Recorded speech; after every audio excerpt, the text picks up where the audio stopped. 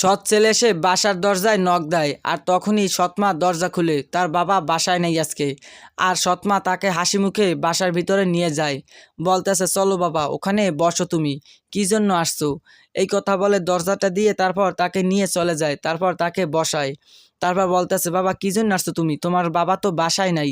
তারপর ছেলে উঠে বলতেছে মা আমি আসছি, আমার স্কুলে টাকা লাগবে কিছু, সেই জন্য আমি আসছি বাবার কাছে।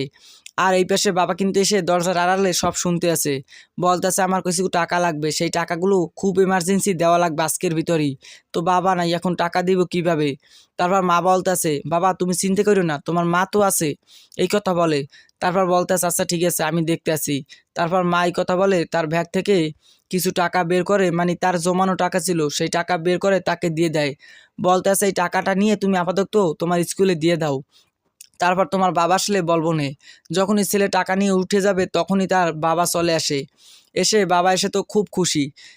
আসলে ভাই সৎ মাও যে এইভাবে তার ছেলেকে, সৎ ছেলেকে ভালোবাসতে পারে, এই ভিডিওটা না দেখলে বুঝতেই পারতাম না।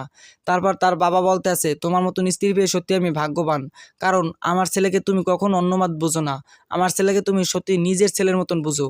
আসলে তার ছেলে আবার তার নানা বাড়িতে থাকে, লেখাপড়া করে, তাই আজকে সে এখানে এসেছে, তাই সবাই আদর করতেছে। আর বাবাও তার পকেট থেকে কিছু টাকা বের করে দিয়েছে ছেলের হাতে, এখন তো অনেকগুলো টাকা হয়ে গেছে।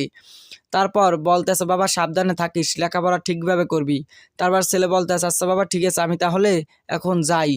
তারপর মা উঠে বলতেছে সৎমা এই শোনো, ওর তো মা নাই, ও তো নানা বাড়ি থাকে, একটা কাজ করলে কেমন হয়, ওকে আমাদের সাথে রেখে দাও, আমরা ওকে আমাদের ছেলের মতন করে বড় করব, ও তো আমাদেরই ছেলে, ও কেন দূরে থাকবে, আর একসাথে আমরা থাকলে কত সুখে শান্তিতে থাকবো।